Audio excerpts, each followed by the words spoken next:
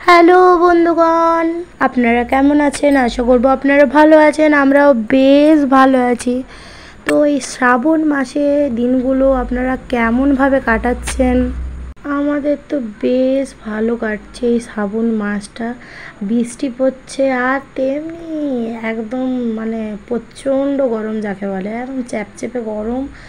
তার উপরে এই যে কাকিমা এসছে আমাদের মেসে, আমরা কলকাতা বাজার থেকে বেরিয়ে কৃষি ভবনে একদম মোমো পার্টি বানিয়ে নিচ্ছি।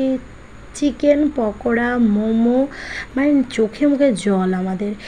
এরকম সব কাজকর্ম সারা হয়ে গেছে। এরপর আমরা চলে গেছিলাম ওই বুক স্টলটায় ভাইয়ের জন্য বই নিতে। যাই হোক, বই তো চারপাশ খুঁজে আমরা টায়ার্ড পেলাম না। অবশেষে মোমোর ঝাল কাটাতে আমরা খেয়ে নিয়েছিলাম আইসক্রিম।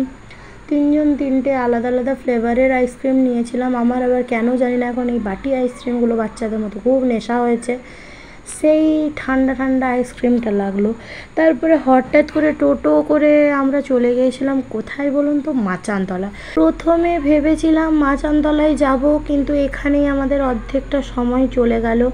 যাই হোক, টোটোটা এত স্লো কেন চলছে আমার এটাই প্রশ্ন। আর তারপর আমরা পৌঁছে গেছি অবশেষে। এই যে শ্রাবণ মাসের সবুজ চুড়ি পরা চলছে, আমিও নিয়ে নিয়েছিলাম আমার জন্য সবুজ চুড়ি।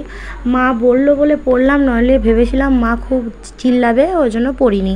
তারপর বাড়িতে এসে রাত্রে হাতে মেহেন্দি, কাঁচের চুড়ি পরে সে কি ঝলমলো সাজ আমি দিয়েছি।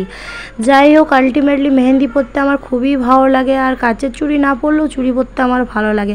কিন্তু আমার এই গোলগাপ্পা হাতের জন্য খুব একটা চুড়ি পরা হয়নি। যাই হোক, কেমন লাগছে কমেন্ট করবেন। টাটা।